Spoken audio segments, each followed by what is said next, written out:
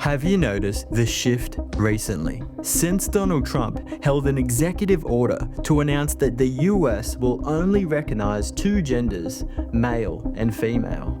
It will henceforth be the official policy of the United States government that there are only two genders, male and female. Typically, people are starting to wake up and they're sick of the woke ideology. You know, we have to stay woke. Like, everybody needs to be woke. And you can talk about if you're the wokest or woker, but just stay more woke than less woke. Yeah. Seemingly out of nowhere, we've suddenly seen a huge spike in media depictions and social media depictions of transgenderism. It's even reached the mainstream advertising world. The people who are consuming this are children, 13, 14, 15 years old. And it's so easy for them to literally be groomed. My childhood was ruined. Who's there for their detransitioning? Nobody. Did this thing to alleviate this gender dysphoria that wasn't there before, but you made it into a problem, and now your body image issues are worse. There's been a shift brewing under the surface, and it's starting to arise. More than 100 prominent Australians, including doctors, academics, lawyers, politicians, and detransitioners, have signed a letter to the Prime Minister Anthony Albanese urging an immediate public inquiry into youth gender medicine. They are also calling for a temporary halt to all medical gender transitions for children and young people until the inquiry is complete. It warns that these practices could pose a potential public health disaster of generational significance. This collective appeal underscores the urgent need for an independent investigation into the issue. Australia recently put out an urgent call for a public inquiry into youth gender medicine. It states, "We are writing as concerned citizens to call for an immediate public inquiry into youth gender medicine in Australia and a pause to all medical gender transitions for children and young people until this inquiry is complete." With worldwide concerns about gender-affirming treatment, recent developments globally have exposed serious concerns about the gender-affirming approach to treatment, gender-confused youth, and there is now a bipartisan consensus in many countries that major changes to practice in this area are needed. The UK's comprehensive case review in April 2024, the review found no clear evidence supporting gender-affirming interventions for children, poor quality evidence for puberty suppression and cross-sex hormones, no reliable support for claims that these treatments reduce self-deletion risk. Social transition may significantly affect psychological functioning. Treatment should not be based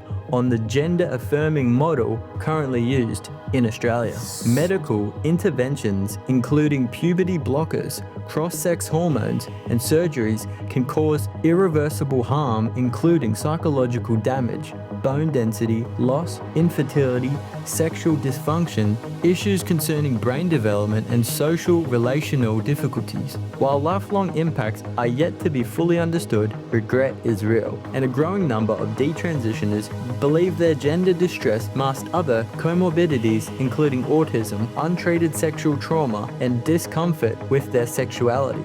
This is a potential public health disaster of generational significance demanding an independent public inquiry. Until an inquiry is complete, all gender-affirming interventions for children and young people, including puberty blockers, cross-sex hormones, and surgeries, must be paused to prevent further harm.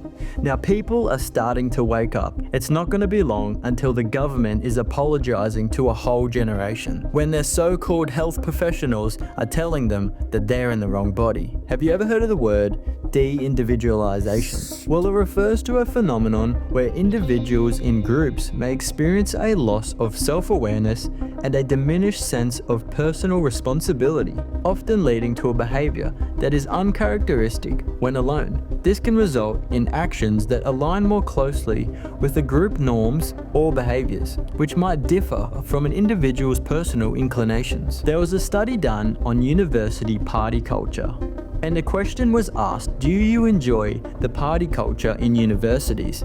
They asked groups and individuals, but the answers came up different. While in groups, they admitted they enjoyed the party culture, But when asked separately and individually, the answer came up no. And this phenomenon is de-individualization. Sometimes, with what is presented by culture, people just take at face value. That's why you find that a lot of people are waking up to this nonsense, and they actually deep down don't agree with it. But it got to the point where people were too scared, once realizing that they don't actually agree with this ideology. They felt like they couldn't say something with the fear of being cancelled. The pendulum has swung to the other side, so to speak, and people are starting to wake up. Now, people are sick of this movement coming after their kids. I'm sure you've seen the amount of craziness that's been pushed on everybody. From over-sexualized books, drag shows in schools, and probably about 6,000 celebrations throughout the year. And unfortunately, us Australians are massive pushovers. Until we realize what's really going on below the surface. So I encourage you to push back against this.